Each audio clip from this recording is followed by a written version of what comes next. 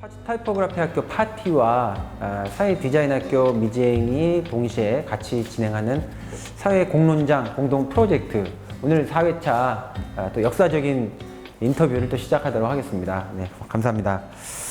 오늘은 이 자리에 오늘 다시 오시기도 하셨는데 유니온신학대학에 계신 현경 선생님 모시고 에코 페미니즘에 대한 이야기를 코로나 시대와 관련해서 이야기했었고, 또 두 번째 회차에서 중앙대 동문과의 김누리 교수님의 방으로 직접 저희가 찾아가서 한국의 교육 개혁의 문제에 대한 이야기를 아주 허심탄회하게 이야기를 나눴습니다. 또 세 번째 저희가 오늘 이 현장에서 지금 인터뷰를 진행하고 있는 이 현장에서 아시아개발은행의 선생님들을 또 모시고 코로나 시대의 사회 디자인, 아시아의 어떤 지금 상황에 대한 이야기들을 나누는 귀한 시간을 가졌거든요. 다 의미 있는 시간이었는데 특히 또 오늘은 굉장히 또 특별한 의미를 갖는 시간이라는 생각이 좀 듭니다. 그 앞에 있었던 것들도 물론 우리 시대의 지금 시대 상황하고 상당히 밀접한 문제였지만, 오늘은 지금 한국 사회를 아주 강타하고 있는 어떤 사회적 이슈가 지금 첨예하게 진행되는 상황 속에서 저희가 인터뷰를 하게 되어서 뜻깊은 시간이고, 또 오늘 모신 선생님께 참 특별한 감사 말씀을 좀 드립니다. 오늘 저희는 이것도 좀 한번 여쭤보려고 하는데요. 어떻게 표현을 해야 되는지 위안부, 정신대, 그다음에 성노예, 이렇게 각각 부르는 어떤 명칭들이 조금씩 다르고 그것에서 주장하는 분들이 좀 달라서 어떻게 말을 해야 될지 좀 저도 잘 오늘 한번 여쭤보고 싶어요. 그런데 어쨌든 이 문제와 관련해서 이용수 선생님께서 우리 사회에서 이렇게 아주 의미 있게 진행되어 왔던 이런 위안부 문제, 또 성노예 문제, 이 방송이 나간 다음에 댓글로 저 무슨 의식 없는 사람이라고 붙을까봐 제가 뭐라고 해야 될지 잘 모르겠어요. 이 문제와 관련해가지고 굉장히 중요한 문제 제기를 하셨고, 그 문제 제기가 좀 의미 있는 방향으로 우리 사회에서 이렇게 좀 새로운 사회 담론으로 진화됐으면 좋겠는데, 지금 한국의 좀 사회 상황이 그런 것들을 좀 충분하게 잘 이렇게 수용하지 못한 상황 속에서 불필요한 논쟁들이 많이 진행되는 것 같고, 또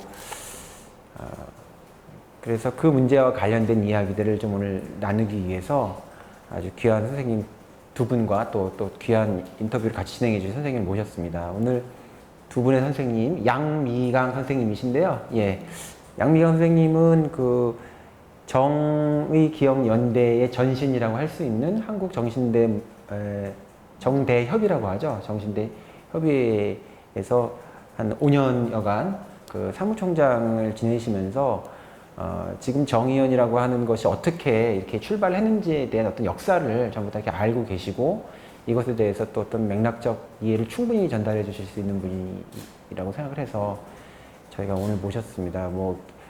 예상하시겠지만 사실은 수많은 다른 언론의 인터뷰들이 있었지만 그것을 물리치시고 이 파티라고 하는 학교에서 이 얘기를 좀 더 공정하고 좀 왜곡되지 않은 어떤 필터 없이 이야기를 할 수 있는 자리라고 생각해가지고 이렇게 오신 것 같아요. 너무나 감사드리고요. 그다음에 또 한 분은 저희가 1회차 때 모시긴 했었는데 에코 페미니스트이시기도 하고 또 신학자이시기도 한 뉴욕 유니온 신학대학의 현경 선생님을 또 모셨습니다. 또 선생님은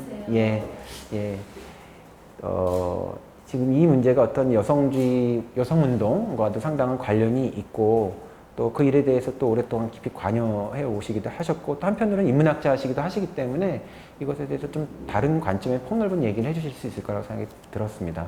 그리고 또 한 분은 저희가 이 인터뷰를 같이 진행할 때 계속 있으셨는데요. 앞으로는 훨씬 더 적극적으로 인터뷰로 아마 보시게 될 겁니다.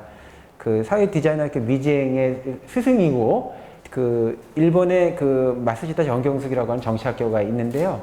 이 학교에서 또 공부도 하시면서 이 문제에 대해서 한국과 일본 사이의 어떤 그런 관점의 차이, 민족의 문제를 단순히 보지 않고 이걸 어떻게 시민사회 문제 차원에서 이걸 좀 이해할 수 있나, 이런 좀 관점을 또 주시고 질문을 잘 해주실 것 같아요. 그래서 오늘 적극적으로 이렇게 인터뷰로 참여해 주시면 감사하겠습니다. 그러면 이제 제가 긴 말씀을 좀 나눴지만 선생님께서 간단한 본인의 소개를 간단하게 좀 해주시면 또 좋을 것 같습니다. 네, 안녕하세요. 여기 공기도 좋고 또 특색 있는 학교에 와서 또 얘기하게 돼서 반갑습니다. 저는 위안부 문제에 직접적으로 활동하게 된 게 이제 97년부터 2002년까지인데요. 그때 제가 박사 논문을 페미니스트 목회라는 주제를 쓰고 나서 그걸 딱 마무리할 때 전화가 하나 딱 띵 왔었거든요. 그래서 제가 이제 논문 마무리하면서 이제 가장 첫 번째 오는 전화가 나를 부르는 전화니까 거기에 일을 해야겠다. 제 스승이 전화를 해가지고 정대협의 총무가 일을 하라는 거예요. 그래서 이건 또 뭔가의 부름이 있나. 하늘의 뜻이라고 해야죠. 그렇죠. 네. 콜링인가 싶어서 네. 그때부터 일을 했고, 제가 97년부터 일을 하면서 그때 이제 김학순 할머니가 돌아가셨던 그 시점이에요. 그래서 제가 정대협에 처음 일을 하면서 2주 안에 김학순 할머니가 돌아가시는 그 상황을 보고 이제 그 일을 시작했고, 그때 진행한 게 이제 2000년 일본군 성노예 전범 여성복지 법정이라고 굉장히 긴 이름이죠. 2000년 법정이 21세기를 맞이해야 되는데 계속 이 문제를 가지고 계속 갈 수 없다.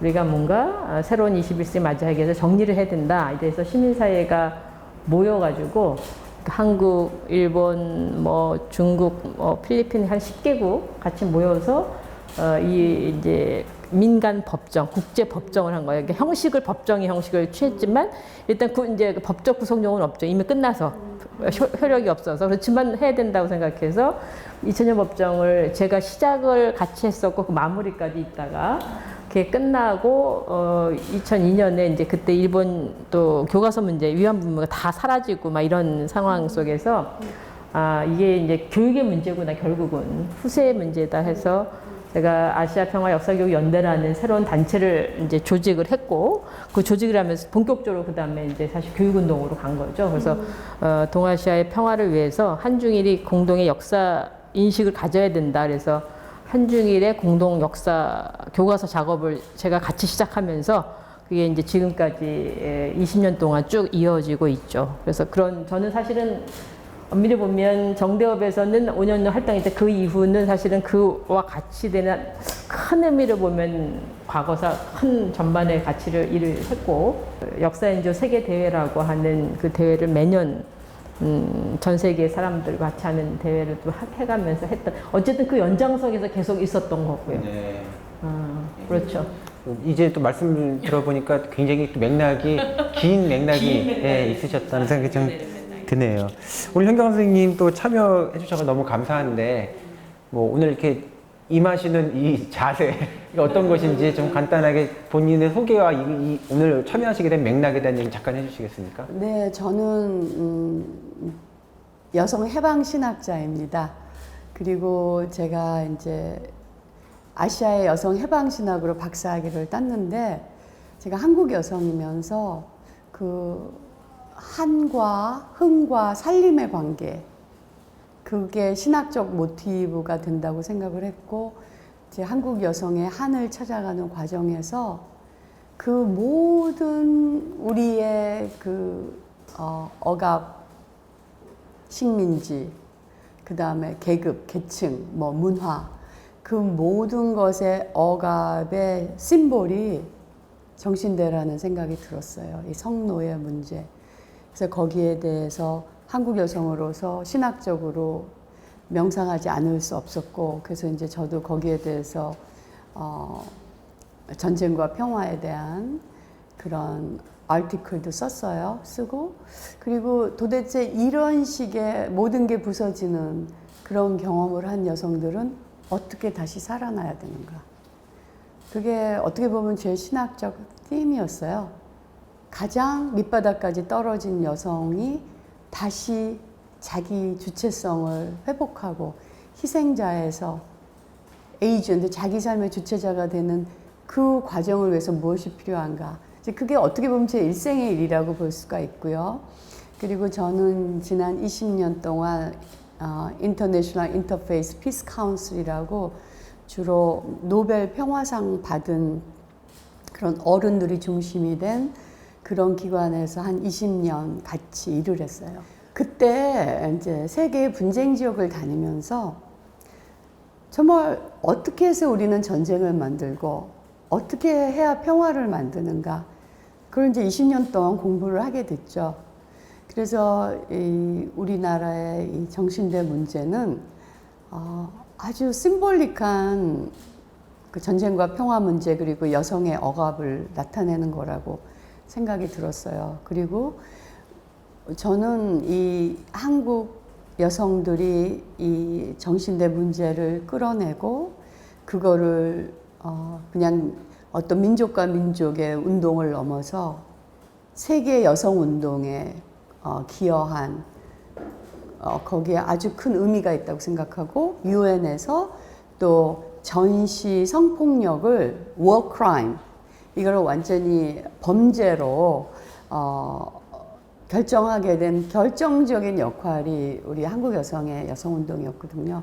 그래서 이 운동에 깊은 애정과 또 존경을 갖고 있어요. 그래서 이번에 이제 여러 일이 일어나면서 이런 문제에 대해서 우리가 정말 공론화해서 이제 무슨 일이 일어나면 정말 적극적인 방향으로 이 운동의 레거시를 살리면서 또 앞으로 나가야 할 방향을 서로 좀 머리를 모아보면 좋겠다. 그래서 이 자리에 오게 되었습니다. 네, 좀 아주 또 선생님 개인의 맥락과 이 또 일이 굉장히 또 깊이 연관이 되어 있네요. 오늘 좀 또 관련하셨던 그런 여러 가지 경험들 관련해서 좋은 말씀해 주시면 좀 감사하겠습니다. 본격적인 좀 말씀을 나누기 전에 제가 아까 좀 처음 무대에 말씀을 드렸지만 선생님 소개 안 했나요? 그 말씀을 듣고 보니까 우리 그 김보람 선생님이 오늘 인터뷰에 같이 함께 하시는 그런 말씀도 참 모두에 좀 들어보면 좋겠다는 생각이 또 드네요. 네, 한 말씀 좀 해주시죠. 예. 네. 저는 일단 그 일련의 이 지금 대한민국 사회에서 일어난 이런 그 갈등과 대립 이런 것들을 너무나도 마음 아프게 계속 봐왔고요.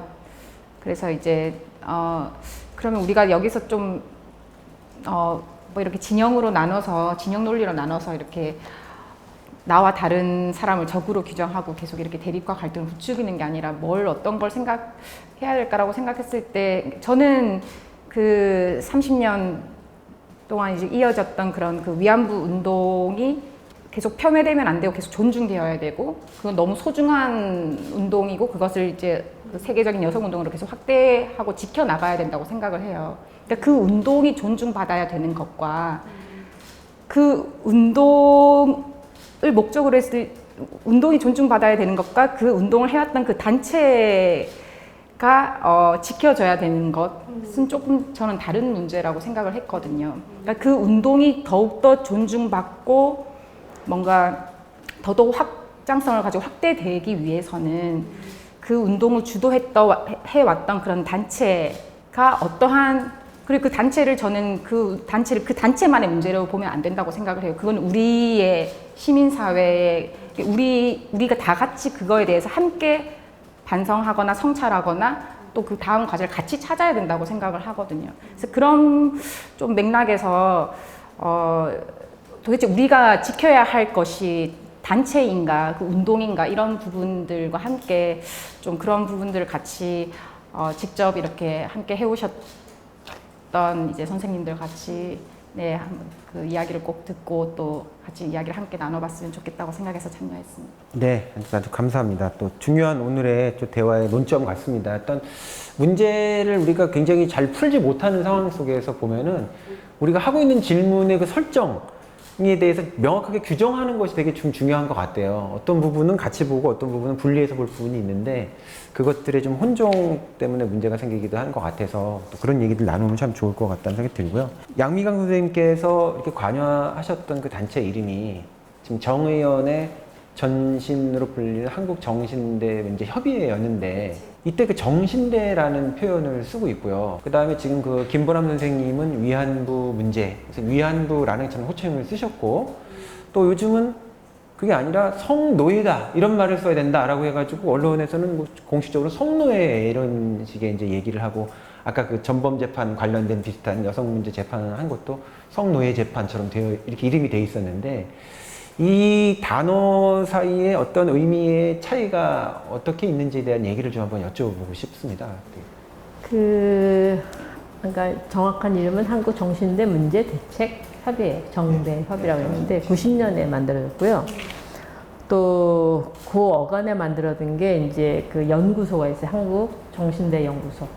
증언집을 주로 채록했던 연구소도 있었고, 90년대에 또 만들어진 대구에 지금 이용사 할머니가 같이 함께 하고 있는 거기가 정신대 할머니와 함께하는 대구 시민 모임이에요. 그러니까 90년대는 사실은 이 문제가 이렇게 부각되면서 이제 정신대란 말이 이게 그 한국 사회에 대부분 알려졌어. 그 이유는 뭐냐면 40년대에 한국 일본에 의한 정신대령이라는 게 있었고 그게 뭐 근로 인력 동원, 물적 동원 전체를 포괄하는 부분이었고 그러면서 이제 총칭처럼 이제 정신대라는 말을 쓴 거죠. 그러니까 그렇게 하다 보면 이제 엄밀히 얘기하면 근로정신대가 있는 거고, 그다음에 지금 얘기하면 위안부가 있었고 할머니도 이제 그 2차 기자회견에서 막 그런 얘기 하셨죠.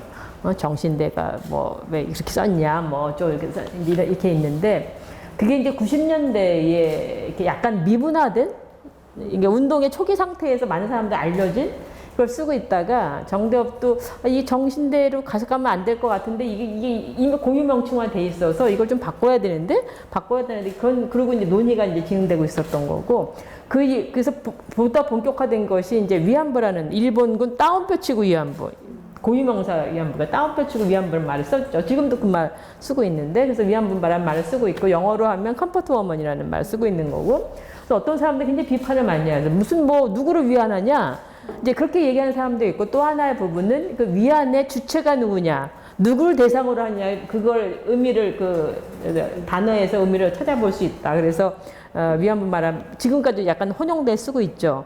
근데 국제사회에서 유엔이라든가 이런 쪽에서 보면은 섹슈얼 슬레이버리라는 말을 이렇게 쓰면서 성노예라는 말을 쓰는 거죠. 그것도 이거든. 밀리터리 섹슈얼 슬레이버리 바이 재팬 일본군에 의한 성노예다. 이건 학술적으로 보다 명확하다는 거죠. 그냥 뭐 위안부라는 말보다. 이제 그래서 성노예라는 말 쓰다가 학술적으로 쓰다가 그것이 이제 정의원이 만들어진 이 과정에서 이제 그걸 점차적으로 바뀌어야겠다 해서 그렇게 이제 바꾸어가는 과정이었는데 이 부분에도 할머니나 이렇게 전체적으로 정서상 초기에도 내가 성노예란 말 듣기 싫다, 감정적으로 싫다 이런 할머니들이 계셨어요. 이제 이런 여러 가지 과정이 있었기 때문에 그거는 굉장히 어떤 사회적 분위기나 토론이나 이런 과정에 점차적으로 진행되는 과정이라고 보는 게 더 명확할 것 같아요. 이제 그런 의미가 좀 있습니다. 근데 지금은 전반적으로 일본군 성노예라는 걸로 넘어가고 있는 과정이죠. 넘어가고 이제 그게 보다 명확하다고 생각하기 때문에. 예, 이건 어떻게 보면 지금 용어의 약간 좀 변천이라고 할까? 이걸 보면 이제 나름의 맥락은 있는데 지금 현재 성노예라는 그런 규정은 국제사회에서 그 개념을 썼기 때문에 그 개념을 이렇게 들여온 그런 맥락이 조금 강한 면이 좀 있긴 하네요. 들여왔다기보다는 사실은 우리가 용어를 쓸 때 명확한 게 중요하잖아요. 그걸 담아내는 게 근데 성노예라는 게 보다 명확한 얘기지만 여러 가지 정서상 이런 것들을 좀 유보했던 부분이 좀 있었던 부분이죠. 그러니까 2000년대에 그 인터내셔널 트리뷰널이 있었거든요. 그러니까 전 세계 여성 법학자들, 뭐 판사들 그런 분들이 모여서 양미 갈슨 그때 열심히 일하셨는데 이 문제를 국제적인 재판소를 여성들이 만드는 재판소에서 재판을 해보자. 물론 이게 뭐 실정법상으로 의미가 없지만 그러나 이제 심볼릭한 의미는 있는 거니까 그런 트리뷰널에서 나온 그 공식 언어인 것 같아요. 그리고 이제 학자들의 눈으로 특히 봤을 때는 이거는 밀리터리 이게 매춘이 아니고 섹슈얼 슬레이버리였거든요. 여자들을 왜 슬레이버리였냐? 못 나가게 하고 나가면 죽이고 그러니까 슬레이브 시스템하고 노예제도하고 차이가 없었다. 그래서 그때 이제 국제적으로 같이 데피니션을 그런 쪽으로 이제 공동의 데피니션이 만들어진 것 같아요. 이거는 우리나라 문제만 아니라 뭐 다른 전쟁 때도 지금은 예를 들면 알케이다 같은 데서도 여자들 데려다가 못 나가게 하고 성노예로 쓰이잖아요. 그래서 이런 게 계속 그 군사주의와 같이 가면서 밀리터리 섹슈얼 슬레이버리가 세계 곳곳에서 일어나기 때문에 이거를 공동의 언어로 데피니션을 한 거고, 그러나 그 주체자는 이 말이 공동의 의미로 어떻게 디파인 됐던 것과 상관없이 굉장히 감정적으로 기분이 나쁠 수는 있을 것 같아요. 내가 노예였단 말이야. 그러니까 그런 게, 그러니까 누가 네이밍을 하느냐, 누가 이름을 붙이느냐, 이런 문제가 또 여기서 보이는 거죠. 그 이번에 이 사태에서 중요하게 제기된 어떤 그 관점이 그 어떤 그 당사자가 그것을 어떻게 받아들이냐라고 하는 문제가 되게 중요한 문제가 됐기 때문에 그 전체의 공동에서 어떻게 그것을 이렇게 정의했더라도 우리 사회에서 그것을 어떻게 또 규정할 것이냐라고 하는 그런 부분들도 참 다시 한번 생각해 봐야 되지 않느냐 하는 그런 생각이 좀 들기도 했거든요. 그래서 그 맥락은 이해가 되는데 혹시 그 김보람 선생님 이런 의미의 규정에 대해서 혹시 또 약간 좀 젊은 세대로서 다른 좀 견해 가지고 계신 거 있으신가요? 뭐 다른 견해는 아니지만 말씀하신 대로 이제 그런 것들이 정확하게 전달할 수 있는 면에서는 성노예라는 것이 일본군 성노예가 이제 가장 정확한 표현이긴 하지만 그 당사자분들이 그 표현에서 굉장히 위화감을 느끼고 내가 왜 성노예냐라고 이렇게 굉장히 좀 거부 반응을 보였을 때 우리는 그거에 대해서 어떻게 실제로 또 생각을 해야 되는 건지 그런 이제 맥락에서 같이 함께 좀 여쭙고 싶은 것이 지금 얘기했던 그런 좀 피해자 중심주의라는 것에 대해서 계속 얘기가 되고 있잖아요. 그래서 이게 당연히 그 용어뿐만이 아니라 어쨌든 그 이용수 그 할머니께서 이제 그런 것들을 제기하셨을 때에 그 피해자 중심주의라는 것에 대한 그 해석 자체가 시각 자체가 굉장히 다양했다라는 거죠. 우리가 그냥 그 피해자분께서 그 발언을 했을 때 우리는 그것에 의존해서 생각을 해야 되는 건지 그리고 그 피해자분의 어쨌든 기억에 의존해서 만들어졌던 단체가 또 그 어떤 그 또 다른 이야기를 했을 때 또 이분이 기억이 달라졌다라고 이렇게 조금 부정하는 그런 상황에서 우리는 그 피해자 중심주의를 또 어떻게 조금 생각하면서 좀 그것을 봐야 되는 건지에 대해서 조금 여쭙고 싶습니다. 그 얘기를 좀 하다 보면 이제 어쨌든 이 문제를 규정하는 몇 가지의 용어들이 쓰여 있고 막 혼용되기도 하고 지금 또 이제 정착돼가는 과정이기도 하니까 좀 시간이 필요할 것 같아요.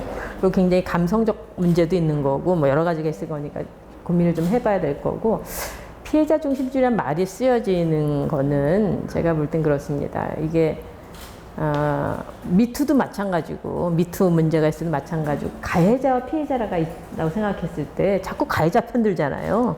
그 시선에 자꾸 얘기하잖아요. 이제 이런 문제를 명확하게 규정하는 의미에서 피해자의 시각으로 피해자의 목소리를 들어라.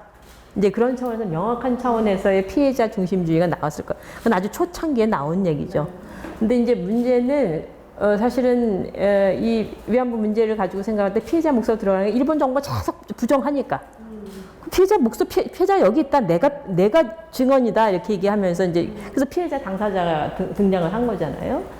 근데 문제는 이제 이렇게 하다 보면 이게 어디도 마찬가지지만 굉장히 이제 다양한 사람들이 모이잖아. 다양한 피해자가 딱 한 명은 아니잖아. 단일하게 구성될 수가 없잖아. 그러다 보니까 다양한 소리가 거기에 있어지는 거고 이제 이러다 보니까 사실은 그것이 운동으로 해가는 것과 운동으로 하나로 모아져 갈 때는 다양한 소리를 다 있는 대로 해서는 운동이 실제는 어려우니까 이런 과정에서 이걸 수렴하는 체계라든가 이런 부분들이 굉장히 쉽지는 않은 것 같아요. 제가 볼 때 꼭 위안부 문제만이 아니고 우리나라 역사에 수많은 피해자들이 많잖아요. 다 비슷한 상황이라고 생각이 들거든요. 근데 피해자 당사자가 운동을 한다 하더라도 너무 여러 갈래예요. 실제로는 당사자가 운동한다 하더라도. 그러니까 지금 이 상황에서는 그렇지 못했던 상황이기 때문에 이제 피해자 중심주의를 다시 재구성해야 될 필요가 있는 거죠. 지금 현재. 그래서 저는 이번 사태에서 우리가 굉장히 중심적으로 봐야 될 거는 피해자 중심주의가 뭔지를 고민을 좀 해야 된다. 예전에는 아주 가해자와 피해자는 이분법에서 피해자 목소리 듣는데 이제 피해자가 이미 이용수 할머니나 김복동 할머니처럼 인권운동으로 본인이 의식화되신 거잖아요. 드러나셨어요. 근데 이런 부분에서의 부분 속에서 어떻게 피해자를와 함께하는 걸 같이 가야 되냐가 고민의 지점이 이제 우리가 있는 거고, 이제 우리 사회에 가져진 거고, 사회에 가져진 거고, 그 다음에 또 하나는, 이제 이 논란에 대통령도 그렇게 얘기하셨지만, 위안부 피해자 없는 운동이 있을 수 없다. 이런 상황에서, 이 상황 속에서 이 피해자 당사자와 생존자와 거기에 단체, 또 이 운동과의 관계를 어떻게 유기적으로 할 거냐.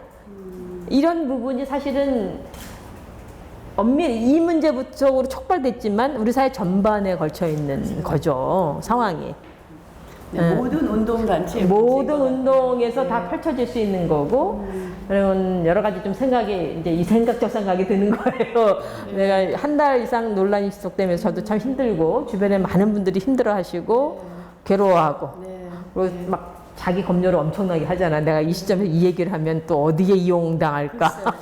또 얘기를 제대로 입을 못 열고 이제 이런 상황인데, 제가 오늘 여기 온 것도 이제 적절하게 필요한 거는 적절하게 얘기를 해야 된다는 생각을 가지고 우리 사회가 이제는 너무 대립구도가 아니라 서로 얘기를 통해서 이렇게 얘기를 좀 수렴해가는 작업이 반드시 필요하다. 여기가 공론화 학교라면서요. 그래서 공론화 좀 잘 좀 이루어질 수 있도록 해주시면 좋을 것 같아요. 이 맥락에서 저는 이제 해방신학자로서 그 엘리 비젤과 마틴 루터 킹 주니어의 얘기를 정말 하고 싶어요. 그 엘리 비젤이 그 홀로코스트 서바이버시잖아요. 근데 그분이 하신 말이 뉴트럴리티는 없다. 중립성이란 건 없다. 그리고 이게 거대한 시스템이 한 마이너리티를 그렇게 억압했을 때 침묵하거나 중립을 지킨다는 것은 곧 그 상황에서는 이미 힘을 가진 자를 정당화시켜주는 것이다. 그러니까 뉴트럴리티라 중립성이라는 이름으로 우리는 침묵함으로써 항상 그분이 always라는 말을 써서 항상 이미 힘 있는 기득권자를 서포트해 주는 것이다. 이제 그런 말씀하셨고, 마틴 루터 킹 주니어 목사님도 이 민권 운동 하실 때 하신 유명한 코테이션이 있어요. 나는 그렇게 KKK처럼 그 백인 우월주의자들한테 분노하는 것보다 내가 정말 동료라고 생각하고 친구라고 생각하는 그들의 침묵이 더 무섭다. 그러니까 사실은 그 사람들이 말을 해줘야 되는데 그들이 침묵하는 게 더 무섭다는 얘기를 하셨거든요. 그래서 피해자 중심주의가 나온 거는 특히 여성의 입장에서는 특히 성문제와 관련된 문제를 보면 여자들이 뭐 어떤 일을 당했어도 이 힘 있는 남자들이 그런 일 없다. 뭐 허언증이다. 뭐 아니면 망상이다. 뭐 아니 뭐 서로 좋아서 했다. 이런 식으로 여자가 자기가 당한 이 이야기를 했을 때 믿어주지 않는단 말이에요. 그래서 특히 이제 상담 심리 쪽에서 봤을 때는 성폭력 피해자나 트라우마 피해자가 자기의 이 고통에 대해서 얘기할 때 치유의 1번이 그들의 말을 믿어주라 이거거든요. 근데 너무 많은 사람들이 자기 고백을 했을 때 아니다, 그거 아니었다, 뭐 이렇게 말하니까 이 운동을 시작하는 데 있어서 피해자 중심주의는 너무 중요한 것 같아요. 근데 이제 저도 이제 여성 운동하면서 여성 그룹에서 몇 군데서 일을 해봤는데 이제 정말 양미강 선생님 말씀하신 것처럼 개인의 내러티브하고 우리 단체가 가야 할 어떤 방향의 내러티브가 부딪혔을 때 어떻게 해야 되나? 개인의 내러티브가 사일런스 당해야 되나? 근데 제 경우만 해도 정말 어느 그룹이나 마이너리티 보이스가 있잖아요. 소수자 의견이 있는데 이 운동을 만들기 위해서 소수자 의견이 너무 많이 사일런스 되고, 그리고 이제 여성 운동 안에서도 그런 얘기는 하지 말라. 안 했으면 좋겠다. 그러면서 아주 중요한 이슈가 침묵되는 때가 꽤 많았어요. 그래서 이번 문제도 이렇게 보면 이제 그런 여러 가지 복잡한 개인의 내러티브와 단체의 내러티브가 좀 달라질 때 우리는 그걸 어떻게 내비게이션을 해가야 되는지 그런 거는 정말 이제 열어놓고 얘기를 할 시간이 된 것 같아요. 네, 그 현경 선생님 말씀하신 거 너무 저는 공감하고요. 그리고 예전부터 저 또한 그런 중립이라는 건 없다. 우리가 그렇게 침묵하는 순간 우리는 가해자나 혹은 권력이나 그런 기득권의 편에 서는 거다라는 생각도 늘 해봤던 거죠. 근데 지금 이 상황에서는 그렇다면은 그 이용수 할머니께서 이렇게 그 목소리를 내셨을 때,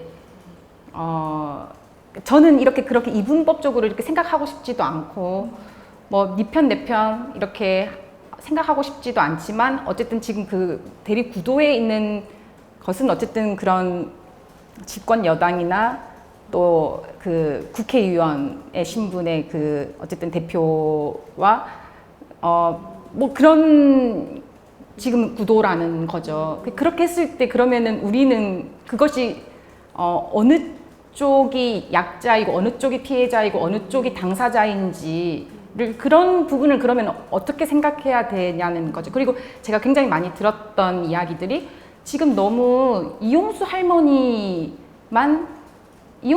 지금 목소리를 내고 있는 거 아니냐. 왜 이용수 할머니 한 분의 목소리가 전체 할머니들의 목소리인 것처럼 과잉 대표화되어 있는 거 아닌가. 왜 그분만 그러면 그분 말씀만 다 듣고 지금 이런 갈등이 생겼고 그럼 다른 할머니들은 어떻게 생각하시는 거냐. 뭐 이렇게 너무 지금 이용수 할머니의 그 목소리만 부각되고 있다. 그게 다 전체인 것처럼 대변되고 있다라는 그런 얘기도 있는 반면에 또 한편으로는 그 정의연에서 딱 그 규정한 원래 지금 살아계신 분은 이제 17분이시지만 정의연에서 그 규정 딱 그 하신 공헌하셨던 분들 10분이 계시잖아요. 그 10분에서 8분은 돌아가시고 2분이 남아 계신데 2분 중에서 이제 그 길 할머니께서는 조금 치매 조금 그런 증상이 있으시고 이제 딱 그 유일한 한 분 이용수 할머니가 계신 거고 이용수 할머니는 조금 특수한 위치 그러니까 다른 분들처럼 뭐 나눔의 집이나 뭐 마포 평화의 집에 계셨던 것이 아니라 뭐 이렇게 대구에서 자립해서 좀 혼자 살아 계시고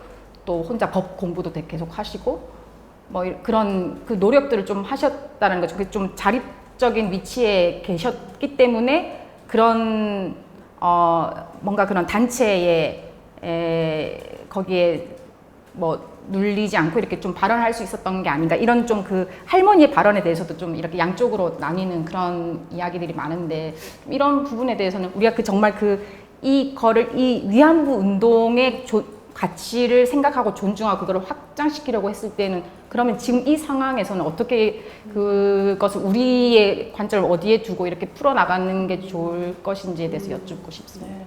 저는 그건 양미강 선생님 더 말씀 잘하실 것 같아요. 어제 한겨레 쓰시기도 하셨고 또 굉장히 내부자시기 때문에 체감을 하시면서 그 문제를 느끼셨을 것 같아요.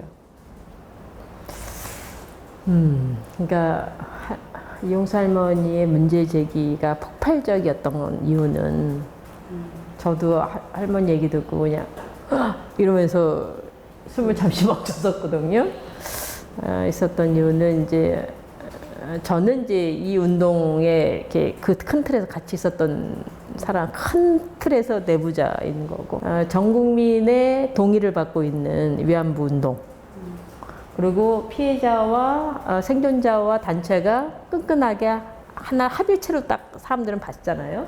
그리고 단일하게 일본을 대상으로 요구하고 이런 게 일사불란하다게 느껴졌을 거예요. 상당히 그렇게 보여줬고, 근데 이제 거기에 피해자 할머니가 문제 제기를 하는 게 굉장히 좀 심각하게 그 시점이 또 국회의원 관련한 그 시점이 더 민감한 상황이었던 이게 같이 결합이 돼 있는데 저는 여기서 누가 뭐 약자고 뭐 누가 저거고 이렇게 따져가는 거는 이제 별 도움이 안 될 것 같고 결국은 이제 이 현실은 합일체가 아니라 이제 그 약간의 파열음이 생긴 거잖아요. 생각이 다르다는 것도 나타난 거죠. 생각이 다르고 그 생각이 다른 거는 할머니의 입을 통해서 나온 것은 니네 우리 팔아먹지 않았냐 이런 얘기잖아. 이용해먹지 않았냐 이잖아. 이게 이제 단체로 보고 그러면 완전히 이건 막 어떻게 감당하기 어려운 거잖아요. 그러니까 완전히 단체로는 기절하겠고 거의 기절할 수준이고. 그래서 이제 많은 사람들이 할머니의 그 발언을 생각할 때 그 어떻게 그렇게 열심히 돕고 어떤 사람은 그런 얘기까지 심각하게 하더라고요. 물에 빠졌을 때 도와줬는데 이럴 수가 있냐고 막 이러면서 그렇게 아주 심각하게 할머니에 비판하는 분도 있고. 그래서 이쪽 편에서 보면 할머니가 도저히 이해가 안 된다. 도대체 왜 그러냐? 막 이런 얘기 이해가 안 되는 거고. 할머니 입장에서 보면 단체가 니네 그렇게 할머니 제대로 모시지 못하고 그냥 하지 않아. 이렇게 막 서로 이제 비난하는 상황인데 저는 양쪽을 잘 서로 알고 있는 상황에서 여러 가지 좀 생각을 해보는 거죠.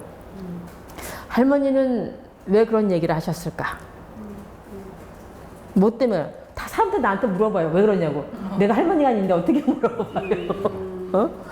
저도 계속 생각해요. 할머니는 도대체 어떤 상황이기 때문에 이런 생각을 하셨을까? 근데 그동안 전혀를 보면 갑자기 이렇게 얘기하신 것 같지 않아요. 오랫동안 생각하신 것 같고, 물론 이제 주변에부터 여러 생각도 있으셨겠지만, 여기에 좀 뭔가의 오해와 뭔가가 지금 이렇게 바이어스가 좀 끼고 있는 거죠. 그리고 그 바이어스는 누가 뭐 의도적으로 배우가 있어서 막 이런 게 아니고 여러 가지 생각하면서 이제 운동을 해가면서 생각이 좀 약간씩 바뀔 수 있다는 생각을 하겠는데 그 제가 요새 더 생각하는 건 뭐냐면 제 생각이에요. 할머니의 이 생각. 할머니는 굉장히 거칠게 발언하셨죠. 니네 나 팔아먹었다 이렇게 발언하셨지만 그 맥락 뒤에는 내가 볼 때는 만약에 나라면 어떻게 했을까 자꾸 생각하는 거거든요. 내가 이런 상황이 돌아서 어떻게 생각하면은 이런 생각이 들었어요. 할머니는 지금 이제 위안부 문제 이거 해결해야 되는 거잖아요. 근데 계속 지금 30년 동안 이렇게 지지부진하고 있잖아요. 하고 있는데 이 문제가 뭐 확산된다고 해서 전 세계로 가고 뭐 전 시중 여성 성폭력 가고 이거 가는데 그거를 논리적이거나 생각적으로 이해 못할 건 아닐 것 같아. 이 문제가 확산되는 건. 근데 내 문제는 해결이 안 돼. 우리 문제는 해결이 안 된 상태에서 이게 뭐 어디고 뭐가 확산되고 이렇게 생각을 만약에 내가 생각하면 나는 당장 죽을지 모르겠는데, 응? 이 문제는 해결 안 되고 있는데 이 문제가 그렇게 막 이제 확산된다. 우리는 다 운동적으로는 이게 당연한 규결이잖아요. 정말 노블하게 아주 그냥 네. 베스트 웨이잖아요. 네, 네. 근데 할머니 당사자 입장에서 볼 때는 근데 제가 최근에 그런 생각이 드는 거예요. 왜 할머니가 저런 발언을 하셨을까? 저 표현을 쓰셨을까? 뭐 돈 문제는 좀 다른 얘기 같고요. 왜 그런 생각했을 때 혹시 그런 게 아니었을까는 어느 순간 생각이 들었어요. 그러니까 그거는 많은 사람들이 운동을 하면서 이 운동이 가야 될 길 여러 가지 이게 왜 우리만의 문제냐 이게 다 인정하잖아요. 그렇게 확산된 거고 다 간 거예요. 그렇지만 할머니 당사자들은 지금 다 90이 넘으셨고 이용수 할머니만 사실은 지금 활동하실 수 있는 여건인 상황에서 나 죽기 전에 이 문제 해결되겠어? 응? 내가 있을 때 난 이제까지 전 세계 다니면서 했는데 뭐 할머니의 호불호 다 떠나서 뭐 해결되겠어? 도대체 이게 뭐냐 지금 이제까지 뭐 된다고 했는데 뭐가 있냐 뭐 이런 얘기부터가 이게 가로쳐지면서 그런 얘기가 가로친 상태에서 니네 우리 이렇게 아주 강하게 그냥 그런 언어로 말씀하신 게 아닐까 이런 생각을 좀 해보는 거예요. 그게 사실 뭐 이 운동을 하면서 굉장히 어려운 상태에서 운동들을 하기 때문에 지금도 어려운 상태에서 운동하는 거죠. 이게 무슨 뭐 어떤 빛을 보여 뭐 그래요. 그런 건 아닐 거라고 생각되는 과정에서 하여튼 저는 요새 그런 생각하면서 갑자기 할머니로 빙의를 해야 된다. 그 느낌은 어떤 느낌일까는 나는 사실 할머니가 아니잖아요. 피해 당사자가 아니잖아요. 할머니를 안다고 하지만 그건 아니죠. 그건 아니죠. 근데 이제 저는 오늘 오히려 이제 선생님이 모셨는데 선생님이 속 시원한 얘기를 하시는 게 아니라 굉장히 그 말을 굉장히 어려운 난처함을 감수하면서 계속 말을 하시고 있다는 생각이 들어요. 근데 저는 이제 아마 이 방송이 나가면은 그래가지고 뭐 속시원한 얘기 들으려고 했는데 뭐 무슨 얘기를 정확히 하시는 거야 이런 얘기를 듣는 사람이 들을 수 있거든요. 그런데 사실은 저는 이 문제가 지금 양미경 선생님이 이 말씀하시는 이런 어떻게 보면 좀 직설적으로 뭔가를 바로 이야기하는 게 아니라 그 난처한 여러 상황들에 대한 그 난처함을 가지면서 어떤 생각의 유보와 유예와 같은 그런 태도를 사실 처음에 이 얘기를 듣는 그 메시지의 당사자들이 그런 반응을 보였다면은 이 문제가 조금 다른 방식으로 갔을 거라고 생각하거든요. 그러니까 선생님의 태도 자체가 사실은 저는 인문적 태도라는 생각이 좀 들어요. 굉장히 예, 무슨 말씀이신지 아시죠? 사실 그 내용의 문제라기보다는 이 메시지 담론이라는 건 발화하는 사람이 있고 발화를 받는 사람이 있고 그것이 유통되는 과정이 있는데 이 커뮤니케이션의 과정 안에서 어떤 우리가 사회 운동에서 좀 성숙하게 취해야 될 그 태도가 여기서 발산되지 못했기 때문에 불필요하게 발생하는 굉장히 문제가 있었다는 생각이 들거든요. 그래서 저는 뭐 이제 현경 선생님께서 오늘 하실 말씀이 또 여러 가지 있다고는 하지만 이 최초의 이런 문제 제기에 대해서 그 당사자와 또 이렇게 당사자를 이렇게 주변에 이렇게 같이 이렇게 있었던 운동을 했던 분들이라든가 또 지금 뭐 정부에 있는 분들도 좀 그랬던 것 같고 국회에 있었던 분들도 같고 그런 분들이 보였던 어떻게 보면 좀 히스테리컬하고 좀 방어적인 어떤 그런 반응의 어떤 직접적인 어떤 반응들 이런 반응들에 대해서는 어떻게 좀 생각하시는지 좀 여쭤보고 싶어요. 혹시 그 반응에 대해서. 근데 참 내가 하고 싶은 말을 다 할 수 없는 거. 정말 speaking of unspeakable. 정말 제가 이나영 씨가 이번에 정의연 대표가 되셨잖아요. 근데 그분이 보통 제 페북 친구인데 굉장히 레디컬하게 자기 입장을 표시하시거든요. 근데 정의연 대표가 되신 다음에 첫 페북 메시지가 그런 거였어요. 정말 하고 싶은 말을 할 수 없습니다. 근데 저 그 마음을 너무 이해하거든요. 그리고 저도 신학자로서 또 어떤 영성 심리 상담가로서 하고 싶은 말이 너무 많아요. 그러니까 우리 트라우마 힐링 코र्스에서 1번이 hurt people 그게 있어요. 상처받은 사람이 또 상처 입힌다. 이제 그런 얘기가 있거든요. 그리고 또 피해자 권력이란 말도 있어요. 그러니까 이스라엘 팔레스타인 사이에서 나오듯이. 그러니까 이게 너무너무 복잡한 거예요. 어떤 개인적인 면에서 해결 안 된 트라우마, 또 개인적인 면에서 해결 안 된 분노가 누구한테 향하는가. 그러니까 이게 그냥 정말 클린 컷으로 얘기할 수 없는 너무 복잡한 문제들이 저변에 깔려 있는 거예요. 그러니까 무의식까지도 있는 거예요. 특히 트라우마타이즈 된 사람들의 이 퍼스널리티가 주로 이거예요. 터널 비전. Are you for me? Against me. 너 내 친구냐? 적이냐? 이렇게 되거든요. 그리고 또 저는 이거를 큰 페미니스트 백래시라는 그런 세계적인 현상 속에서 보고 싶어요. 왜? 전 세계적으로 여성의 운동이 권력화됐을 때 이 기득권이 그걸 견디지를 못하는 거예요. 왜냐면 여태까지는 저 여자들이 피해자 여성들이 소리 지르나 보다 이랬다가 어떤 그러한 여성들의 힘이 제도화되고 권력화됐을 때 거의 대부분 페미니스트 백래시가 일어나면서 티피컬하게 어떤 권력을 가진 여성에 대해서 마녀사냥이 시작되는 거예요. 그래서 목표는 이 여자들이 해온 운동에 대해서 특히 이제 자본주의적 가부장제 제국주의 전부 합쳐서 그거를 망가뜨리려고 그러거든요. 그러니까 우리 여성들이 하는 이 카톡방이 있어요. 근데 우리들이 요사이 가장 많이 쓰는 말이 입이 있어도 말을 못하겠다. 근데 컴플렉시티, 복잡성을 이해를 하면서 얘기를 해야 되는 거예요. 근데 제가 이제 오늘 이런 토론을 하고 싶었던 이유는 우리가 뭐 윤미향이냐 뭐 이용사 할머니냐 이런 게 아니고 여기에서 우리가 뭘 배워야 되는지 여기서 우리가 어떻게 앞으로 나가야 되는지 그런 얘기를 더 하고 싶은 거예요.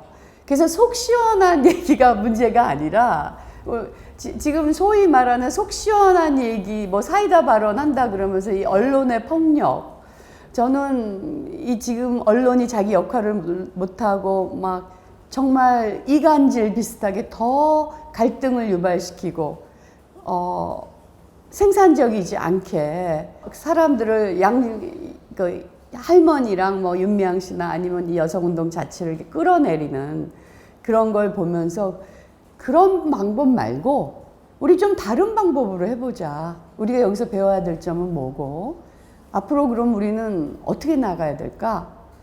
근데 저는 정의연도 더 열심히 서포트 해야 될 것 같고 그 기관이 갖고 온 레거시가 있잖아요. 그래서 해야 될 것 같고 저는 윤미향 씨도 좋은 레프레젠터티브가 될 수 있다고 생각해요. 그 30년의 노력 속에서. 그리고 또 이용사 할머니가 하신 그 말씀도 저도 여성운동 기관 속에 있으면서 아주 이렇게 피부로 느낀 이슈거든요. 누구의 목소리가 침묵돼야 되는가, 운동을 살리기 위해서. 그래서 이런 문제를 좀 우리가 이제 열어놓고 해야 될 때가 되었나.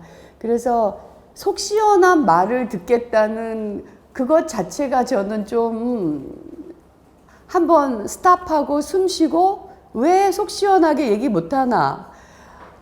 제가 이제 신학을 가리킬 때도 항상 그런 말을 해요. 이 쓰여진 글자도 중요하지만 그 쓰여진 글자 사이사이에서 쓰여질 수 없었던 이야기, 그 이야기를 듣는 인문학적 감수성은 더 중요하다. 그런 얘기를 하거든요. 근데 지금이 바로 그 모든 말을 다 못하는 그 사람들의 그 마음, 그 쓰여지지 못한 그 얘기를 듣는 우리가 그 감수성이 좀 발휘되었으면 좋겠어요. 네, 저는 당연히 그게 중요하다고 생각하는데 그래서 이제 제가 오늘 속 시원한 말씀을 제가 듣고 싶다는 것이 아니라 유예하고 유보하고 생각해봐야 되는 그 시점에 우리가 모두 즉각적 리액션을 하는 이 상태가 굉장히 문제다라는 말씀을 이제 드린 거고요. 근데 저는 여기서 하나 좀 우리가 이런 문제를 바라보는 하나의 좀 시각을 좀 이해한다는 차원에서 아까 그 트라우마 권력이라는 말씀을 하셨는데 이 트라우마 권력이라는 거에서 좀 말씀 좀 해주실 수 있을까요? 가령 피해자 권력, 이 문제를 우리가 이해할 때, 네. 요번에 그 조미나 교수라고, 그분이 이제 아주 좋은 글을 쓰셨어요. 좋은 글을 쓰셨는데, 스위스 학자를 이제 인용하면서 무슨 얘기를 하셨냐면, 보통 그 영웅의 승리 서사가 있고 피해자의 서사가 있다는 거예요. 근데 그러니까 역사적으로 도리어 영웅 서사는 금방 사라져 버린데, 근데 피해자 서사는 거의 이렇게 엠티 스페이스가 되면서 거기 계속 사람들이 이제 피딩을 한다는 거예요. 근데 그러면서 거기서 민족주의도 나오고 뭐 거기서 파시즘도 나올 수 있죠. 이제 그렇게 계속 피해자 그 권력이라는 것은 그러니까 지금 이스라엘이 쓰고 있는 방법이라고 볼 수가 있어요. 그러니까 유대인 전체가 아니라 이스라엘이라는 스테이트가 우리는 600만이 잡혀 죽였다. 우리 가족 중에 이 국민 중에 한 사람도 거기서 죽은 친척이 없는 사람이 없다. 그래서 이스라엘에 대한 모든 반대를 그리고 팔레스타인을 서포트하는 그 모든 말을 엔타이세미티즘 뭐 이런 식으로 얘기를 하면서 피해자 권력을 쓰고 있는 거예요. 니네들이 우리처럼 600만이 죽어봤냐. 그렇지만 그렇기 때문에 그들이 팔레스타인한테 하는 행동은 정당화될 수 없거든요. 그런데 조금이라도 이스라엘에 대해서 얘기를 하면 엔타이세미티스트, 특히 이제 미국에서는 굉장히 심각해요. 그래서 이스라엘에 대한 어떤 비판을 하면 직업도 못 가져요. 그러니까 하이어도 안 되고 테니어도 못 받고 이제 이런 게 있거든요. 그리고 아주 개인적인 관계에서도 보면 이제 어뷰즈를 많이 당하고 트로마타이즈를 당한 사람이 나는 트로마타이즈 너무 당해서 그런 거를 나는 딜할 수 없으니까 나한테는 그런 거 요구하지 마. 뭐 이제 이런 일이 생길 수 있어요. 그거를 이제 상담에서는 이제 피해자 권력이라고 하는데, 근데 문제는 이거예요. 어떤 사람이 계속 피해자 권력을 쓰는 경우 그 사람은 치유되기가 너무 어려워요. 그러니까 이스라엘과 팔레스타인 문제도 우리가 이제 평화운동 하면서 한 얘기가 이거였어요. 우리가 계속 팔레스타인도 그렇고 이스라엘도 그렇고 우리는 빅팀이다, 빅팀이다. 피해자다. 그럴 때는 어떤 평화의 길이 열리지 않는다는 거예요. 우리는 피해자지만 우리는 또 에이전트이기도 하다. 우리는 주체로서 그런 역사를 넘어서 새로운 길을 만들어낼 수 있는 주체성을 서로 갖고 있다. 이 생각이 동의가 될 때, 그때 이제 새로운 길이 열린다는 거죠. 그래서 저는 한 에피소드를 이제 소개하고 싶은데, 제가 그 세계 종교평화위원회에서 20년 일하는 동안 아주 그 심볼릭한 모먼트가 있었어요.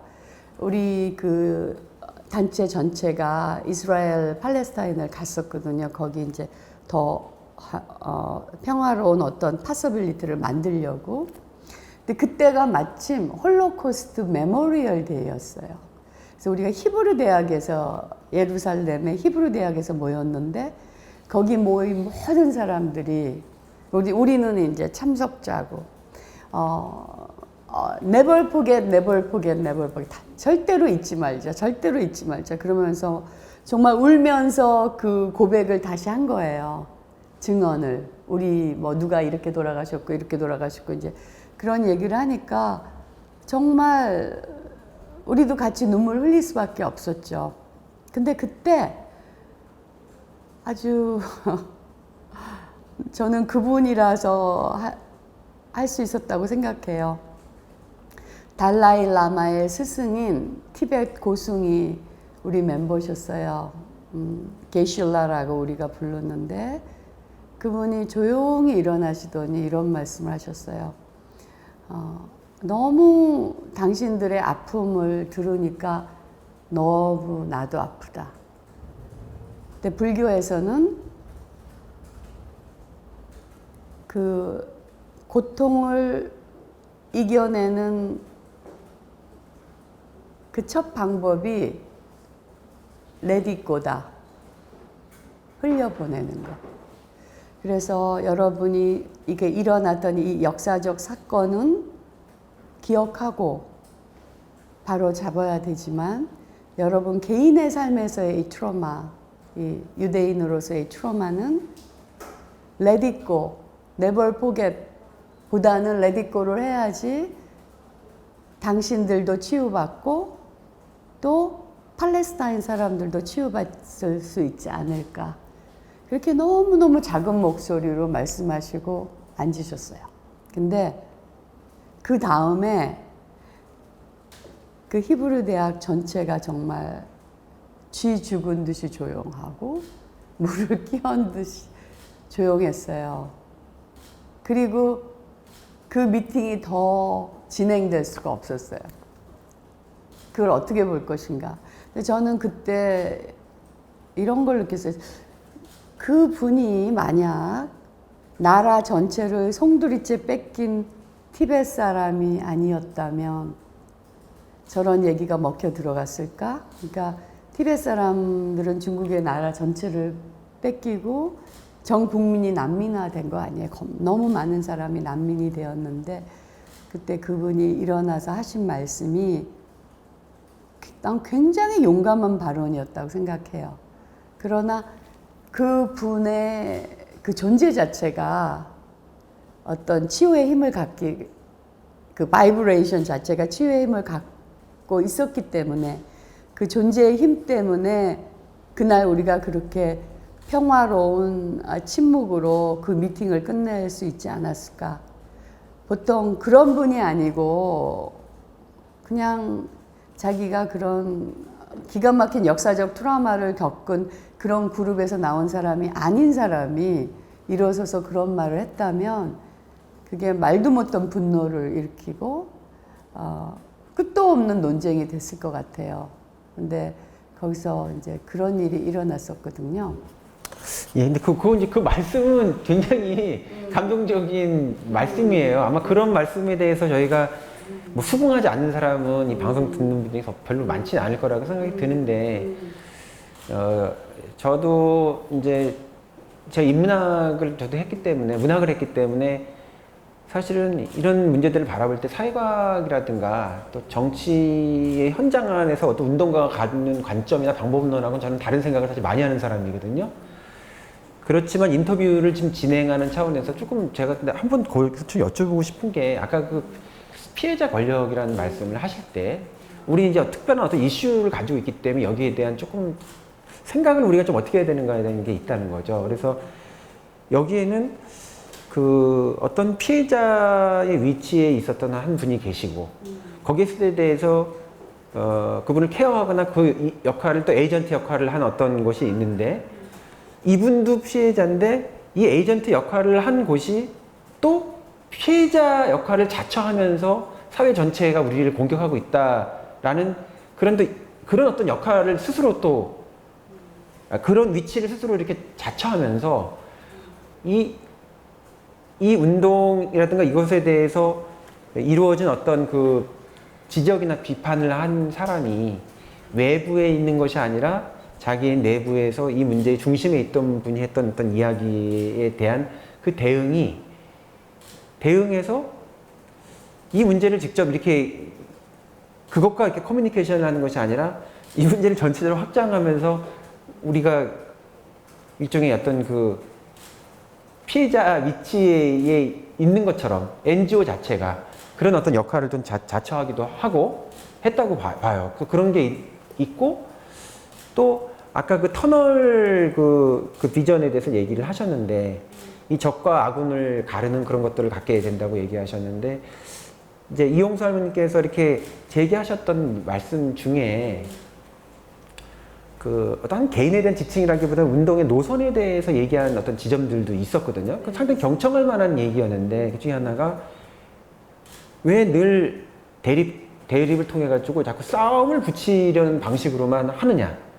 수요 집회가 의미 있지만 이것 좀 다른 방식으로 나가야 되는 게 아니냐라고 하면서 그 어떤 1대1의 그 적과 아군을 나누는 어떤 그런 대립 구도를 넘어서는 것에 대한 또 발언을 이분이 또 하시면서 스스로 좀 다른 노선을 제시하기도 하신 부분도 있었다고 생각이 들거든요.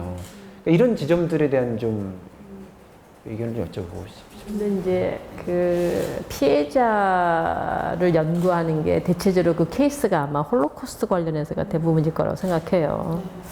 이미 이제 그 홀로코스트는 거대한 피해자 담론이 됐잖아요. 거기가 굉장히 중요한 중심이었다고 생각했기 때문에 그거를 지금 현재 이 상황을 바로 연결하기엔 좀 무리가 있다 좀 생각을 좀 들기도 하고, 지금 이제 우리는 사실은 지금 위안부 피해자 할머니의 지금 현 상태를 좀 생각을 해봐야 될 때를 부려보면서 거의 이제 1단계 수준이라고 보여지죠.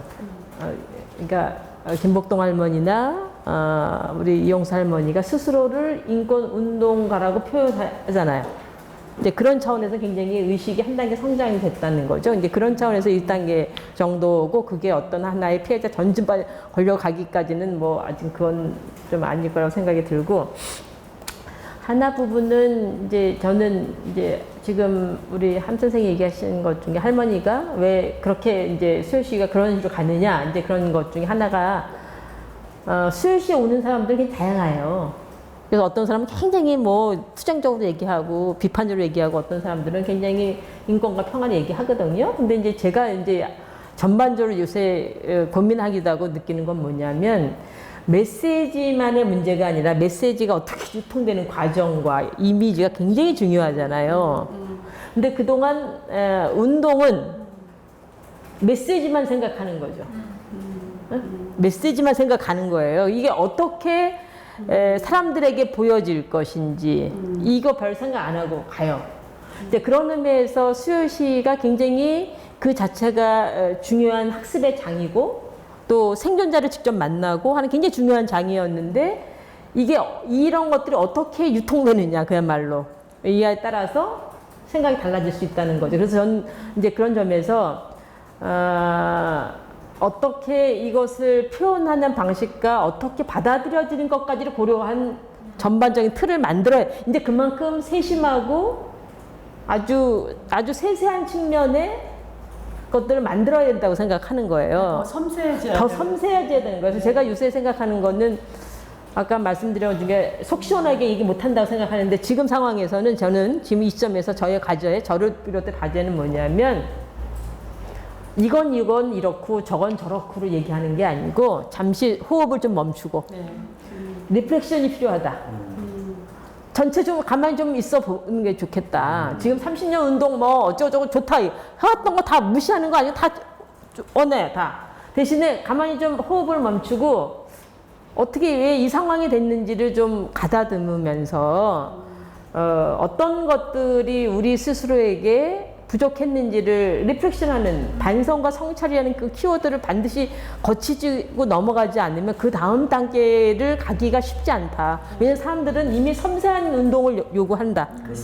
매우 섬세한 운동을 요구하고 우리는 이것이야 막 주장해도 사람들은 이것이 안 받아들여요. 문제는 거기에 있어요. 근데 이렇게 쉬운 일은 아니라고 생각해. 그만큼 이 사회가 요구하는 게 굉장히 다양한 결을 요구하는 상황이고 쉽지 않아요. 90년에 운동했을 때 지금은 너무 어려워. 상황 자체가 너무 달라졌고 어려워요. 수요시 옆에 완전히 반대하는 시위가 있잖아요. 쉽지 않아요. 그래서 저는 이 시점에서는 좀 호흡을 좀 멈춰보자. 죽기까지 멈추는 게 아니고 잠깐 가다듬고 고민해보자. 그래서 제가 이제 생각한 게 저는 요새 이런 생각해요. 내가 바뀌지 않으면 이 세상이 바뀔까? 맞아. 막 이렇게 바뀌라고 바꾼다고 바뀐다 누가 사람이 씨도 안 먹힐 것 같아요. 이제는 그게 안 먹혀. 옛날에는 87년쯤 정도 세제 운동이 막 시작될 때는 이렇게 합시다 막 이러면은 이러고 가는 거잖아요. 이제는 그런 시대는 아니다. 그래서 이게 내가 거기서 공감하고 내가 어떤 형태로 내가 뭔가 성찰적인 태도를 취하고 어떻게 바뀌지 않고는 누가 따라올 수도 없고 쉽지가 않다. 이제 생각이 들어서 제가 요새 저도 돌아보면서 이 관성이라는 거 있잖아요.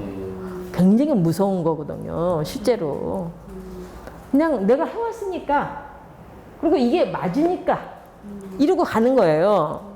저도 그랬던 것 같아요. 그동안 쭉 해보면 저도 한 25년 정도 활동하면서 나는 적어도 대의를 위해서 활동했다. 뭐 이런 것들. 나는 돈 벌기를 정한 게 아니고 이런 식의 이게 내재화되어 있는 것 같은데 그러면서 거기서 오는 또 다른 스스로 이렇게 굳어진 관성이 있는 거죠. 이제 그런 부분에서 이번에도 여러 가지 생각했어. 할머니의 그 발언을 통해서 제가 아까 다시 돌려보면서 할머니를 더 이해하려고 나름대로 노력해보는데 할머니가 왜 그랬을까? 속으로는 저 정도까지 얘기 안 해도 되는데 이렇게 저렇게 세게 얘기하셔서 난리를 이제 이런 얘기를 하면서 막 고민 왜 그래? 이제 얘기하면서 이런저런 생각을 이렇게 비어 있는 공간이랄까? 이게 가로친 것들을 자꾸 생각을 하기 때문에. 이제는 좀 뭔가 이렇게 사람과 사람이 뭔가 쫙 이렇게 앵겨 붙는다 그런 운동이 좀 가능해야 될 것 같아요. 이게 큰 담론을 중심으로 어쩌고저쩌고 아니고 이제 그런 생각해서 이번 이런 논란을 통해서도 여러 가지 운동의 방식의 문제, 그다음에 관계의 문제, 또 여러 가지의 국제적인 역학관계의 문제, 거기에 여러 언론 문제 있고 정쟁적인 정치적 요소 많죠.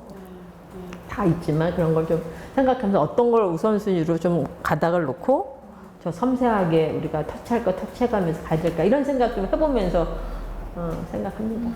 그러니까 선생님 말씀하신 거 들으면서 저도 느끼는 게 이제 여태까지 했던 나라와 나라대, 민족과 민족대 이런 파라다임은 조금 이제 그게 주류였잖아요. 근데 그 안에서의 그 개인적인 스토리, 그러니까 개인의 자유, 어떤 개인의 온전성 이런 거 우리가 정말 생각해야 되는 것 같아요. 저는 그 요번에 이제 이런 일이 일어나니까 그 이용수 할머니가 옛날에 그 가미까지 장교하고 영혼 결혼한 거에 대해서 그 기사가 막 다시 돌면서 그다음에 거기에 달린 댓글들을 보고 너무 가슴이 아팠어요. 왜냐하면 저는 그럴 수 있다고 보거든요. 그리고 그 16살의 그녀에게는 내일 나가서 죽을 그 장교가 내일 가미까지로 죽으면서 내가 죽어서 너를 지켜주고 그리고 네가 고국에 살아서 돌아갈 수 있도록 내 영혼이 너를 지켜주겠다.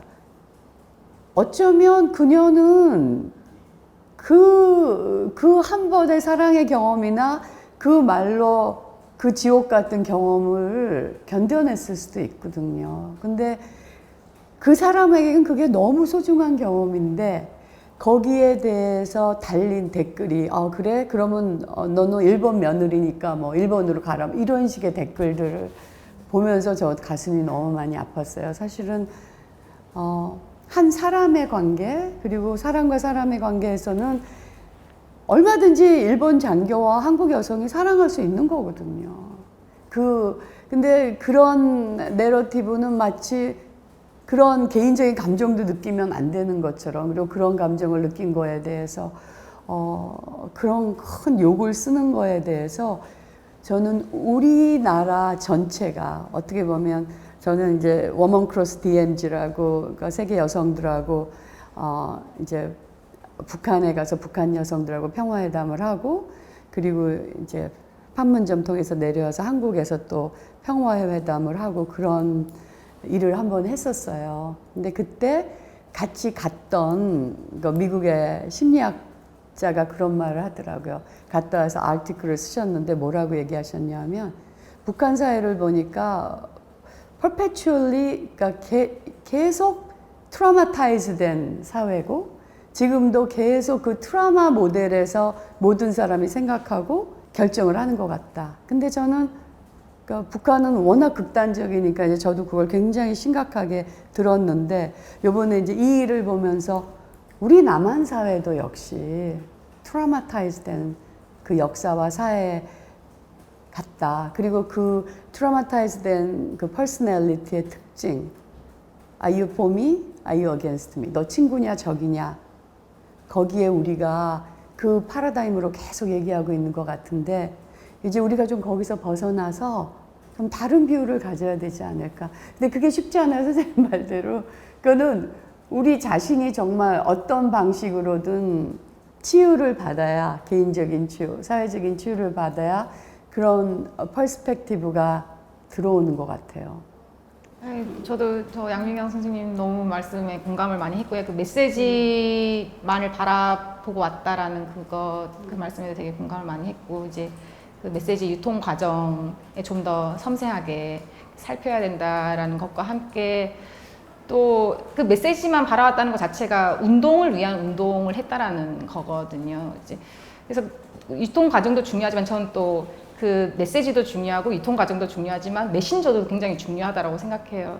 그랬을 때 뭔가 그 메신저에 대한 그 신뢰가 만약에 조금 떨어졌을 때는 그것을 또 어떻게 이게 생각을 해야 되는지와 함께 그 운동을 위한 운동이 아니라 정말 그럼 우리는 문제를 실제적으로 해결하기 위한 운동을 해왔나? 그리고 그 실제적으로 문제를 해결하기 위한 운동을 하기 위해서는 그러면 이 지금까지 운동, 유통 과정, 메신저의 문제 이런 것들에 대해서 어떻게 좀 짚고 넘어갔는지 반성과 성찰을 해왔는지 이런 것들을 좀 생각해보면서 아까 그 피해자 권력 말씀하셨지만 그 피해자 권력이라는 그거는 그 피해자인 이용수 할머니와 그것을 이제 지지하고 지원하는 그 단체가 아까 말씀하신 것처럼 정말 딱 이렇게 일체화가 됐을 때는 그것이 통용될 수 있다고 생각을 해요. 그것이 하지만 이게 그 피해자와 그 피해자의 지원 단체의 그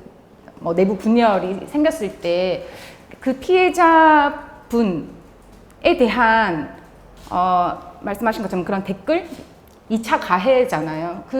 그 피해자에 대한 그 뭐 미투 운동도 마찬가지지만 미투 운동 그 목소리를 냈던 사람이 처음에 그런 걸로 해서 뭐 시장도 그만두게 하고 뭐 여러 뭐 이런 게 있겠지만 그 사람에 대한 그런 그 미투 운동의 그 가해, 그 피해자에 대한 2차 가해 이런 거를 생각하는 것과 그 이용수 할머님에 대한 그 댓글들 뭐 위안부가 자랑이냐 뭐 이런 것부터 시작해서 정말 말도 안 되는 이 사람들은 정말 우리나라 국민들이 맞냐라고 생각할 정도로 근데 그 댓글을 다는 사람들이 이 단체를 지원해 왔던 사람들이라는 것에 저는 너무 충격을 받았던 거죠. 근데 이 단체를 지원해 왔던 사람들은 위안부 운동을 지지해 왔던 사람들인 거예요. 그러니까 이 위안부 운동을 지지해 온 사람들이 이 할머니에 대한 그런 2차 가해를 하는 그 모습을 도대체 어떻게 생각해야 되는 건지 저는 그것에 너무 충격받으면서 너무 가슴이 아팠거든요. 그렇게 했을 때 우리의 도대체 그 지금 그 시민사회라는 게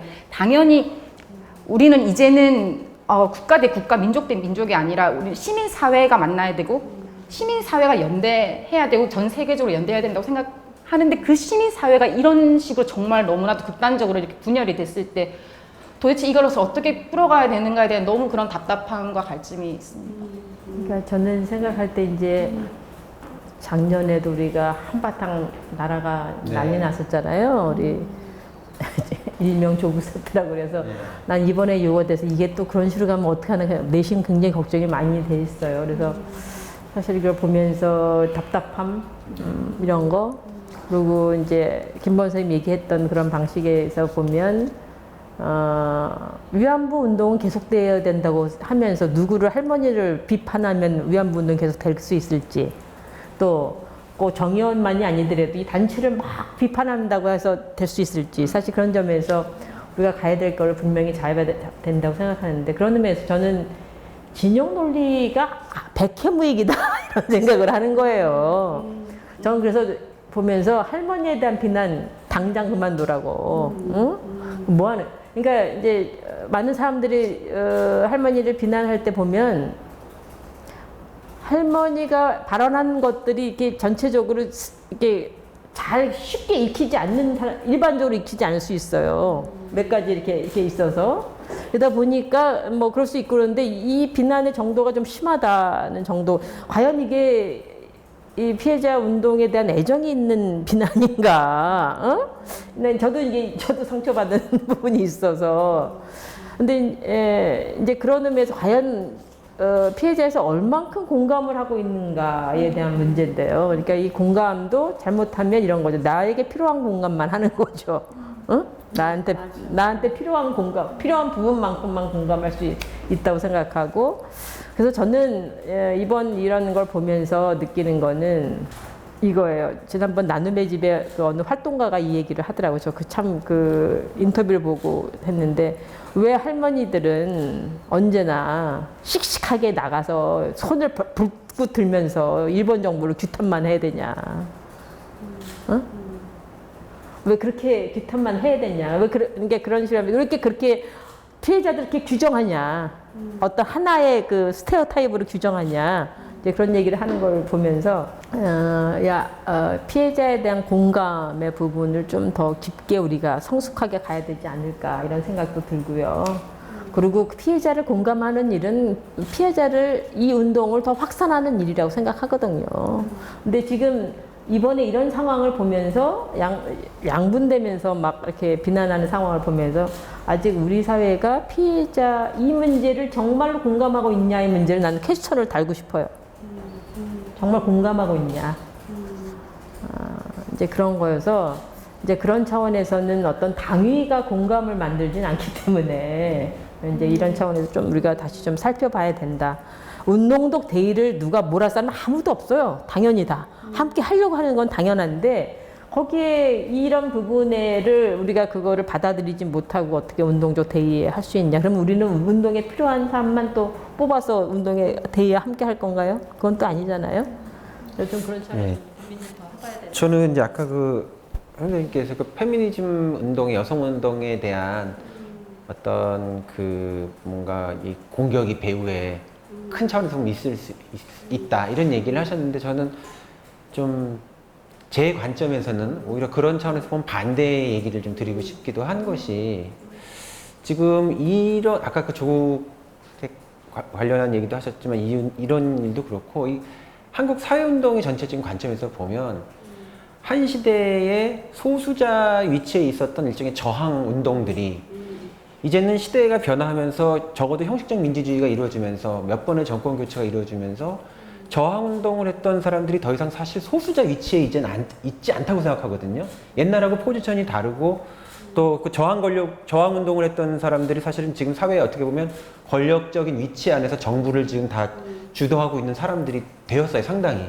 그럼에도 불구하고 바뀐 위치 안에서 자기들이 가질 수 있는 포지션을 예전에 있었던 어떤 그 저항했었던 자리에 있었던 그 정체성을 계속 주장을 하면서 그 운영자, 국가의 어떤 운영이라든가 책임져야 될 위치에 있는 그 상황이 변했지만 일종의 좀 여전히 어떤 소수자 코스프레를 한다고 할까요? 그런 차원이 되어가지고 이런 사회운동을 했던, 실질적으로 보면 정치권으로 이렇게 진출한 분들도 있고 다 어떤 연결성을 가지고 있는 분들이 지금 제도 정치 안에 있지만 그분들이 오히려 이렇게 나서가지고 이것에 대해서 상당히 그 방어적이면서 그 히스테릭한 어떤 반응 같은 것들을 굉장히 표출하면서 이게 불필요하게 그런 어떤 그 사회운동의 어떤 변화, 지형의 변화와 자기의 정체성에 맞는 형태의 어떤 책임성과 그 액션을 어떻게 취할 것인가 이런 문제도 되게 저는 중요한 문제를 지금 제기하고 있다고 봐요, 한국 사회에서요. 제가 조금 더 논의를 하자면 작년에 한국 국민 모두가 힘들었잖아요. 서로 싸우느라고 힘들었던 상황이 있어서 우리 사회가 굉장히 뭐 경제적으로도 양극화되고 이념적으로도 너무 많이 양극화되고 이게 갈수록 더 이렇게 첨예하게 양극화되는 것 같거든요. 그래서 정말 중요한 사회적 의제들이 충분하게 이 토론이나 다양한 과정을 통해서 이렇게 좀 이렇게 의견을 수렴하는 과정이 없이 그냥 큰 게 하나 뚝뚝 넘어가는 차원이니까 그게 안 되는 것 같다는 생각도 들고, 그래서 왜 우리 사회는 이렇게 뭐 대표적으로 국회 보면 쌈만 하고 아주 그냥 진절머리 이렇게 쌈만 하잖아요. 그러니까 이제 이런 것들을 보면서 왜 우리 사회는 좀 상식적 수준의 논의가 안 될까? 왜 그렇게 됐을까? 제가 이제 언제 한 2000년 초인가 베를린에 갔는데 베를린에 저기 홀로코스트 기념비들이 있잖아요. 그래서 거기 가서 얘기를 들었더니 거기서는 베를린 시민들이 그 자리에 홀로코스트 기념관을 짓는 것에 반대하는 사람도 있고 그래가지고 3년 정도 논의를 했대요. 계속 시민들이. 그래서 그 안에서 합의가 돼서 거기를 지었다더라고. 어떻게 보면 굉장히 지난한 과정이잖아요. 그냥 지우면 되지. 응? 근데 그것에 대한 계속 사회적 합의를 만들어 간 거예요. 3년 정도 했다 그러더라고요. 우리 사회가 조금 더 뭐 코로나 때문에 뭐 어쩌고저쩌고 하지만 뭐 어쨌든 그것도 뭐 그렇긴 하지만 좀 사회적으로 이 양극단의 것들을 좀 좁혀갈 수 있는 것들을 만들어가는 사회적 시스템이 좀 작동이 됐으면 좋겠다. 그런 것들이. 과정들이 만들어졌으면 좋겠다. 그리고 많은 사람들이 답답해하고 혼란스럽잖아요. 뭐 와서 얘기해서 공론회장이 만들어서 이걸 어떻게 봐야 될지 정리를 하는 시간, 그런 것들이 필요하다. 그건 다른 게 아니고 저는 그게 바로 평생학습인 것 같은데, 평생 교육이 뭐 배워서만 하는 게 아니고 평생 교육이 그런 거 아닌가요? 뭐 학교 교육도 마찬가지고 어디 가나 우리는 모여서 이런 주제에 대해서 고민하고. 근데 이번에 이번 사건 관련해서 전국적으로 고민하고 있는 것 같더라고요, 다들. 이게 그렇게 있는 것 같더라고요. 어쨌든 이런 과정이 충분하게 국가적인 시스템화해서 뭐 시스템까지는 가지 않더라도 충분하게 우리가 서로 의견을 가질 수 있고 그것이 수렴되는 다양한 과정을 거쳤으면 좋겠다. 그러니까 그냥 여기까지 알아서 하고 끝나는 게 아니고 어디서나 뭐 학교면 학교, 뭐 필요하다면 다양한 방식의 이런 주제들을 두고 이런 것들을 다 수렴해가지고 어떤 것들을 만들어가지고 이런 식의 뭔가 그게 어떤 사회 교육적 측면에서 이 문제를 국가적 과제로 이제 의제로 떠올랐을 때, 응? 국가적 의제가 됐을 때 우리가 그런 것들을 고민하고 공부하고 그다음 거기 전문가들이 뭐 다양하게 의견을 여기 도와줄 수 있는 거리를 만들고 했으면 좋겠다. 이제 이렇게 했으면 좋겠다는 생각이 들고 그러다 보면 그게 더 공감대가 확산이 되는 거고 할 수 있는 결들이 넓어지는 거 아닌가요? 그 자체가 전 그런 점에서 자동적으로 그 아주 극우적인 발상을 한다든가 너무 극자적인 발상 이런 건 좀 정리가 되지 그 안에서 정리가 되지 않을까 양쪽의 그 부분들을 이렇게 수렴하는 과정이 자연스럽게 수렴되지 않을까. 근데 그런 게 없으니까 그냥 다양한 목소리가 막 여기저기 막 나오니까 그런 소리가 더 커 보일 수 있지 않을까라는 생각도 좀 들면서 많은 사람들이 그냥 입 다물고 있지 않을까. 그래서 그런 기분. 근데 우리가 이제 이런 말을 하는 게 너무 우리가 한 말을 또 막 이제 따갖고 그거를 이제 공격의 논리로 막 쓰면서 그런 말 있잖아요. 칼로 베이는 거는 치료할 수 있지만 이 말로 베이는 게 정말 치료하기 너무 어렵다. 근데 우리가 너무 말로 너무 많이 베는 것 같고 그래서 저는 정 의원이 이제 처음에 이용사 할머니를 제발 욕하지 말아 주십시오. 이런 얘기하고, 그 다음에 막 그 윤미향 씨하고 정 의원에 대해서 공격할 때, 그 팩트 체크, 이렇게 해서 계속 냈죠. 이렇게 말씀하셨는데, 팩트는 이것입니다. 이제 그런 거 보면서, 참, 그래도 성숙하게 대응하고 있다. 막 리액티브하게 한 게 아니라 팩트 체크를 이렇게 하나하나 해가고 있다.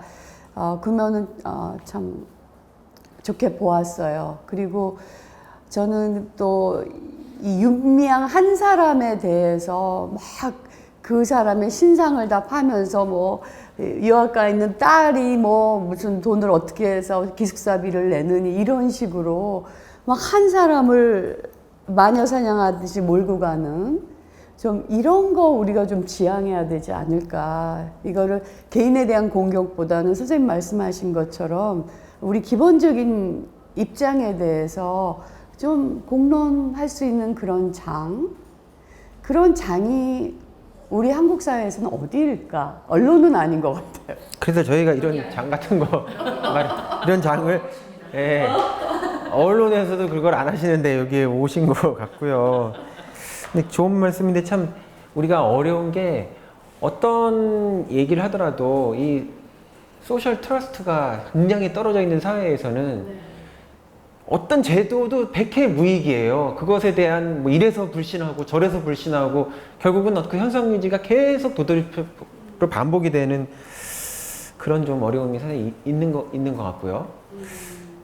근데 아까 그 이념에서 극우 극자 이런 얘기를 하셨는데 제가 볼 때는 한국에서 이 우좌 진보 보수 이렇게 얘기하는 것조차 되게 헛개비 논의라는 생각이 많이 들어요. 실제 내용으로 보면은 진짜 진보적인 내용도 사실 없고요.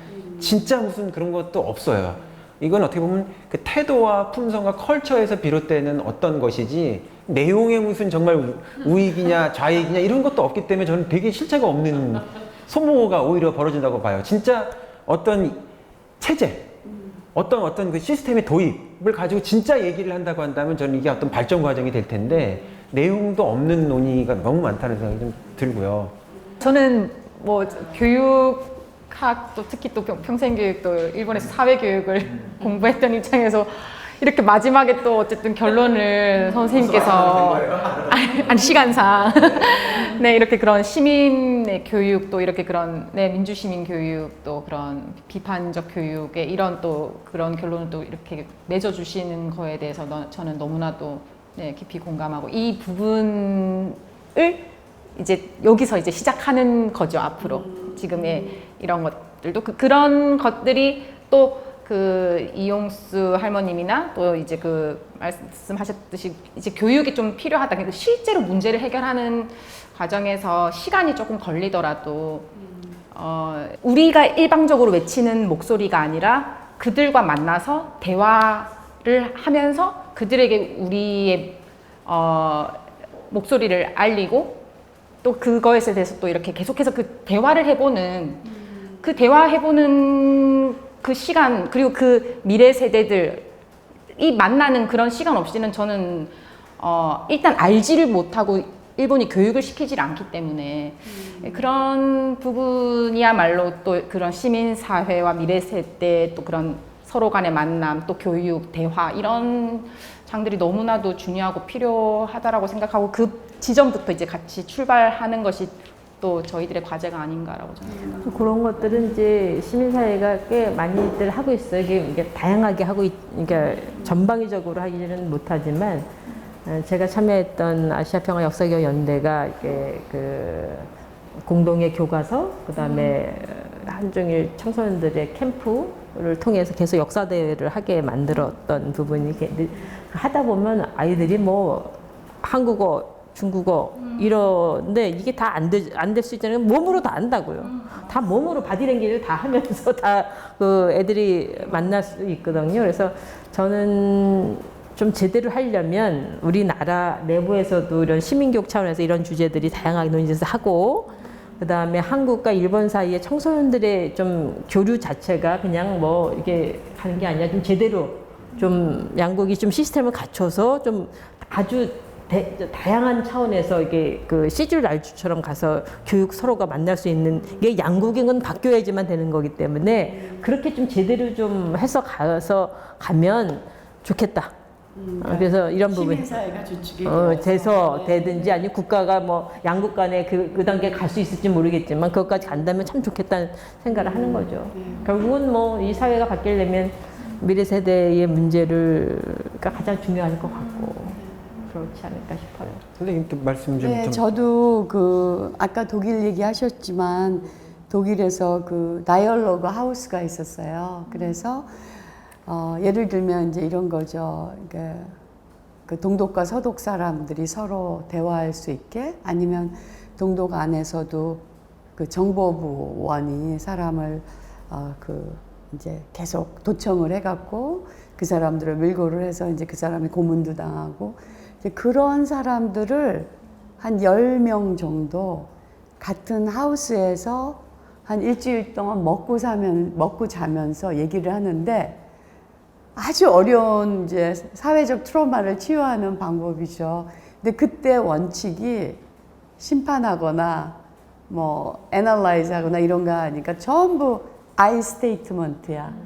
내 고백만 하는 거예요. 나는 어떻게 해서 어릴 때부터 아버지가 공무원 되라 그래서 열심히 일해서 공무원 됐더니 어떻게 정보부에 가게 됐다. 그래서 좋은 정보부원으로서 나는 이렇게 상부에서 떨어진 그 명령을 수행할 수밖에 없었다. 그럼 이제 이쪽에 그 피해 당사자는 나는 또 이런 어떤 역사적인 비판 의식이 있었기 때문에 이런 운동에 참여할 수밖에 없었다. 근데 결국 내가 이런 게 다 도청이 돼서 나는 이런 고문을 당하고, 이제 그런 얘기를 서로 이제 자기의 어떤 히스토리컬 컨텍스트에서 얘기를 하면서 그걸 굉장히 오랜 시간 하면서 아까 말씀하신 그러니까 개인을 넘어서 어떤 사회나 역사적인 공감을 하게 된 그런 프로세스가 있었어요. 그래서 저는 이제 이런 얘기를 들으면서 어떤 생각이 드냐면 그런 그 대화의 장들이 그러니까 그러니까 개인적 트라우마도 해결하면서 역사적 트라우마도 해결하는 그런 장들이 많이 생겨야 되겠다. 그런 생각이 들었어요. 그리고 이건 뭐 이제 고백 같은 얘기지만 제가 그 20년 동안 세계 평화위원회에서 일하면서 딱 한 군데 안 간 나라가 있었어요. 일본. 그때 이제 그 정신대 문제 때문에 저도 평화운동을 하면서도 일본이 공개 사과하기 전에는 나는 일본 땅 안 받는다. 이제 뭐 이런 식으로 생각을 하고 있었는데 일본 이제 페미니스트 그룹에서 초청을 했어요. 그래서 일본 각 지역을 다니면서 뭐 에코 페미니즘과 뭐 평화 이런 데서 얘기를 해달라고. 그래서 이제 제가 그때 이제 반성을 하고 내가 평화운동하면 한다면서 일본을 안 간다는 건 정말 내 스스로 반성해야 될 문제다. 그리고 그걸 가게 됐거든요. 근데 굉장히 걱정이 됐어요. 내가 일본 사람들을 만나면 너무 우리 이 두 나라 사이에 해결되지 않은 게 아닌데 그 사람들 어떻게 대할까 그런 고민을 많이 하고 갔거든요. 근데 가서 데이 원 그 첫날 그게 다 없어져 버렸어요. 그 첫날 일본에 그때 무슨 성인식을 하는 그런 명절이었어요. 그때 교토에 딱 도착을 했는데 첫날. 그래서 이제 저를 초대한 사람이 저를 데리고 이제 그 사람들 많이 모이는 데를 갔는데 그게 아마 이제 영어로 하면 비기너스 럭이라는 걸 거예요. 제가 그때 일본을 처음 갔었거든요. 그리고 그렇게 메스인 일본 사람들을 처음 만났는데 그때 그들을 이렇게 쳐다보는데 그들의 그 어떤 오라 있잖아요. 그 오라가 너무 상처받은 오라인 거야. 그러니까 막 어떤 사람 여기가 찌그러져 있고 어떤 사람 여기가 찌그러져 있고 그러니까 정말 온전한 오라를 가진 사람들이 별로 없더라고요. 그래서 이게 교토만 그런가? 이제 도쿄를 갔더니 또 비슷하고 또 오사카를 갔더니 비슷하고 그래서 제가 일본 사람들도 굉장히 트라우마타이즈 된 사람들이구나. 뭔가 표현할 수 없지만 이 사람들이 겪고 있는 트라우마가 너무 많구나. 그런 생각을 하면서 이건 뭐 학문적인 것도 아니고 그냥 느낌으로 확 들어왔어요. 그래서 제가 그 강연할 때마다 그 얘기를 했죠. 왜 나는 당신들을 봤을 때 너무 많이 상처받은 사람들로 들어오는지 모르겠다. 그리고 뭐 사르트르가 무슨 no exit 뭐 출구 없는 방이라는 얘기했지만 많은 경우 한국 사람들한테는 그게 잘 먹히지 않는다. 왜냐하면 우리는 출구가 없으면 그냥 벽을 뚫을 것이기 때문에. 그런데 이상하게 당신들은 정말 작은 방에서 어떤 뚜껑을 쓰고 이렇게 그런 데 들어가 있는데 왜 뚜껑을 열지 않는지 모르겠다. 그렇게 말을 했어요. 그랬더니 너무 많은 사람들이 앉아서 침묵 속에서 고개를 그러고 있어요. 근데 그 모습이 너무 아픈 거예요, 제가. 그래서 그 한 달을 겪은 후에 제가 일본이라는 나라를 다시 보게 된 거예요. 일본의 제국은 어떨지 모르겠지만, 일본의 이 기득권과 이 제국과 이 제도는 모르겠지만, 일본의 아주 오디너리한 사람들은 너무나 많은 트라우마를 겪고 견뎌왔구나. 그게 그대로 보이는구나. 그렇다면 이 사람들과 우리는, 그러니까 민과 민 사이에서는 우리는 어떤 대화를 해야 될까? 그 생각이 너무 깊이 올라왔어요. 그래서 그 여행은 저한테는 굉장히 중요한 어떤 그러니까 시프트가 일어나는 계기였거든요. 그래서 저는 이제 우리 이 위안부 이런 그런 얘기를 할 때도 이걸 풀어갈 때 그 상처받은 일본의 보통 사람들, 그러니까 이 가미까지의 그 사람들도 뭐 다 우리의 원수를 어떻게 사랑할 수 있느냐 그렇지만 그들도 너무 젊은 남성이 그냥 가서 죽어야 됐던 거야. 그러니까 어떤 면에서 그들도 굉장한 희생자고, 그러니까 그런 면에서 좀 다시 이거를 큰 그 스킴 안에서 다시 볼 수 있었으면 좋겠어요. 그런 선생님 뭐 하시고 싶은 얘기 있나요? 아니요, 네, 깊은 울림이 있었습니다.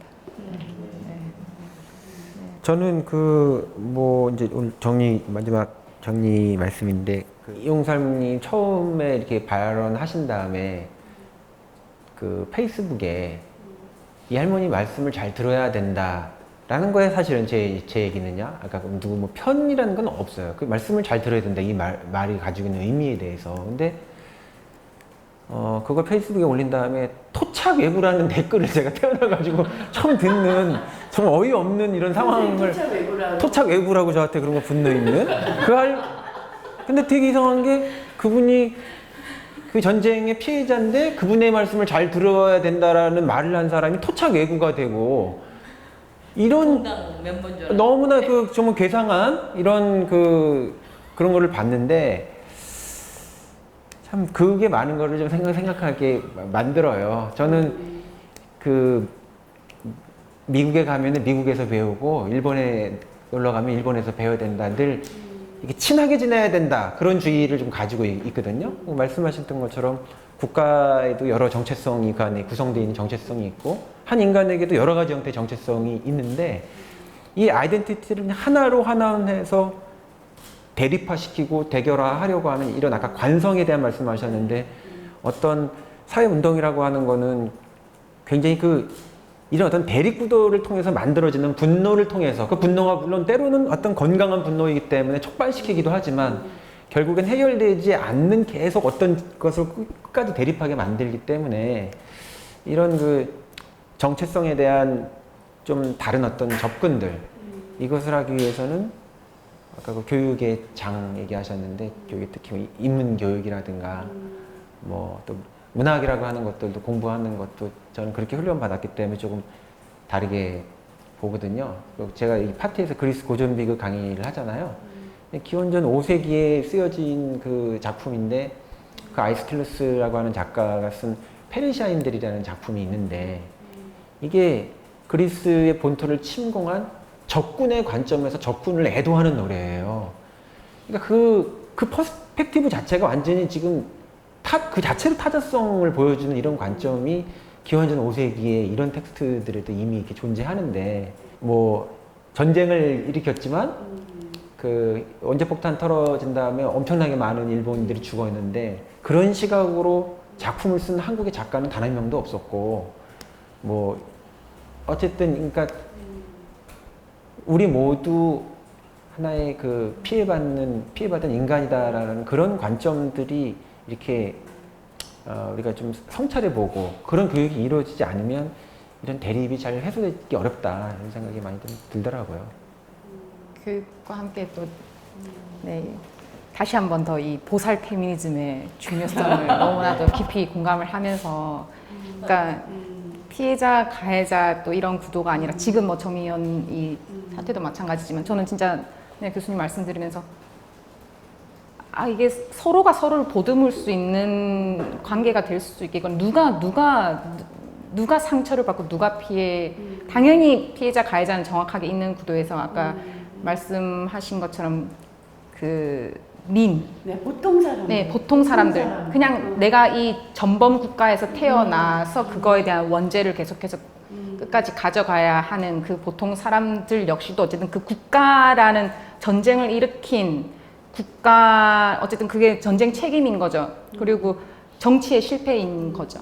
그런 국가에서 태어나야만 했던, 또 우리도 마찬가지죠. 그래서 그런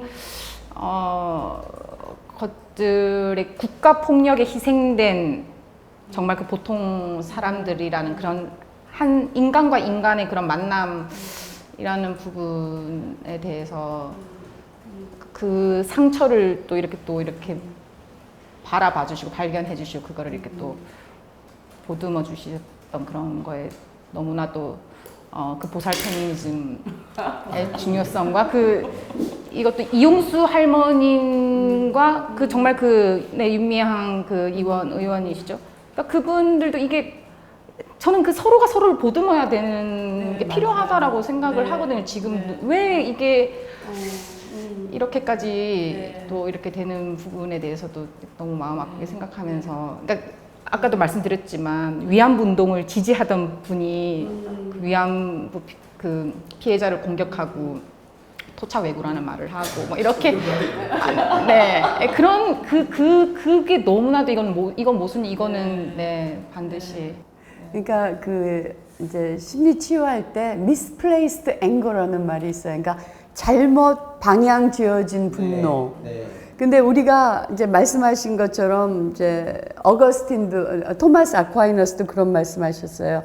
분노는 정말 그게 잘 쓰이면 용기와 변혁의 덕목이 되고 잘못 쓰이면 너무나 파괴와 악이 된다. 그래서 우리가 정말 분노할 때 어디다 분노를 해야 되는지 그 성찰이 너무 필요한 것 같아요. 안 그러면 사실 그러니까 심리학에서 보면 만만한 사람한테 분노하거든요.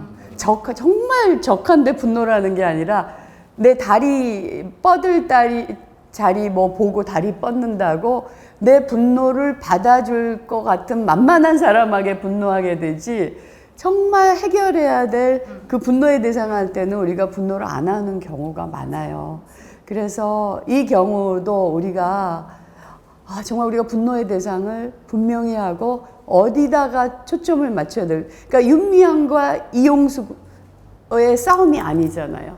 네. 그래서 저는 사실 우리 함동경 선생님 글 썼을 때 가슴이 좀 철렁했어요, 보면서. 그러니까 굉장히 맞는 말씀인데, 그러면 혹시라도 이 말이 그 윤미향 씨가 30년 동안 바쳐온 그 운동에 대한 어떤 엔티가 되면 어떡하나, 그런 걱정이 먼저 확 들더라고요. 그러니까 내 마음에. 그래서 사실은 정말 우리가 그러니까 정말 말을 못 하겠는데 그래도 해야 되죠. 그러니까 우리가 이런 자리를 마련한 거죠. 네, 그리고 그런 말씀이 사실을 이렇게 파문을 던지지 않으면 이 변화는 생기지 않습니다. 어떤 크랙이라는 점에서 되게 중요하다고, 이 자체가 교육의 하나의 계기라고, 저희가 사회가 치러야 될 계기라고 좀 생각이 되는 것 같아요. 예, 근데 정말 또 마지막에 중요한 또 말씀하셨네요. 저도 정신분석을 전공해서 그 공부를 박사를 받았는데, 거기서 보면은 기본적으로 압축과 전치라는 게 기본적으로 프로이드의 그 이론 중에 있죠. 어디다가 전부 다 책임을 몰아버린다. 근데 몰 때 실제 문제 해결의 당사자는 그것이 아닌데 그것을 전치시켜가지고 거기다가 바꿔치기를 하는데, 특히 그런 짓을 많이 하는 것이 사실은 정치. 정치가 그것을 엄청나게 이용한다라는 얘기하는데, 우리가 지금 바른 방향에다가 에너지를 쏟고 있는 것인지, 진짜 문제가 뭔지, 이거를 다시 한번 돌아보는 그 말씀이 지금 마지막에 너무 중요한 말씀 같다는 생각이 들었습니다. 네. 예. 저희가 오늘 또 속시원한 얘기 격을 하지는 잘 못했지만, 이 논의의 과정 자체가 사이다 바람은 별로 없고. 예, 성찰적 과정으로. 예. 예. 네. 저희가 백분 토론이 될 수는 없었기 때문에, 원하지 않기 때문에. 그런데 오늘 너무 좀 중요한 시점에 또 우리가 생각해 볼 수 있는 대화를 할 수 있어서 너무 감사했고요. 이 얘기는 빠른 시간 내에 오늘 또 영상연구소에서 잘 촬영해 주시고 공유하도록 하겠습니다. 오늘 좀 바쁜 시간에 너무 감사합니다. 네, 고맙습니다. 네.